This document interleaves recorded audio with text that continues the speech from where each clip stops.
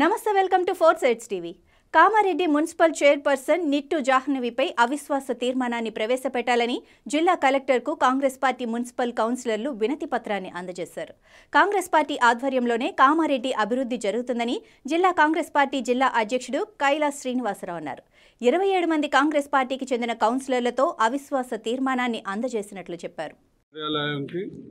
కాంగ్రెస్ పార్టీకి చెందిన municipal vice చైర్మన్తో సహా కౌన్సిలర్లు, ఫ్లోర్ లీడర్, విప్పు అందరూ కలిసి జిల్లా కాంగ్రెస్ పార్టీ ఆధ్వర్యంలో మరి రేవంత్ రెడ్డి గారి నాయకత్వాన్ని బలపరుస్తూ కామారెడ్డి గత 10 సంవత్సరాలుగా అభివృద్ధి కుంటబడిపోయిందని, మరి గత పాలకవర్గం ఏం అభివృద్ధి చేయలేదనే ఉద్దేశంతో మరి ఈరోజు అవిశ్వాస తీర్మానానికి నోటీసు కలెక్టర్ గారికి ఇవ్వడం జరిగింది.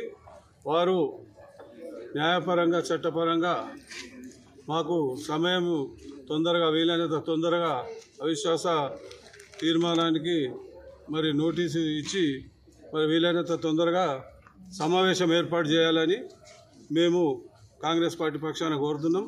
ముఖ్యంగా ఈ విషయం ఎందుకు వచ్చిందంటే, అవిశ్వాస తీర్మానం విషయం ఎందుకు వచ్చిందంటే, షబ్బీర్ అలీ గారి నాయకత్వంలో, ముఖ్యమంత్రి రేవంత్ రెడ్డి గారి నాయకత్వంలో కామారెడ్డి పట్టణాభివృద్ధికి కృషి చేయాలి. ఏదైతే రేవంత్ రెడ్డి గారు, సోనియా గాంధీ గారు డిక్లేర్ చేసిన 6 గ్యారంటీలతో సహా అదనంగా కాంగ్రెస్ పార్టీ చేయబోయే అభివృద్ధి కార్యక్రమాలకు ప్రజలకు అండగా ఉండడానికి వారి వార్డులలో కూడా సమస్యలు తీవ్రంగా ఉన్నాయి. మంచినీటి సమస్య కానీ, డ్రైనేజ్ సమస్య కానీ, శానిటేషన్ సమస్య కానీ, సీసీ రోడ్ల సమస్యలు కానీ చాలా ఉన్నాయి.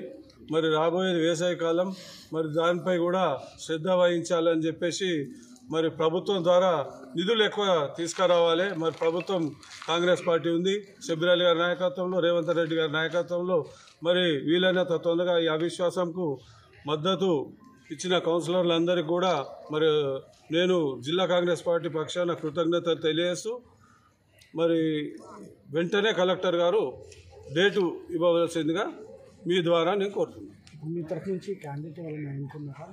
అదే అధిష్టానం మేము ఈరోజు సబ్మిట్ చేసినాం.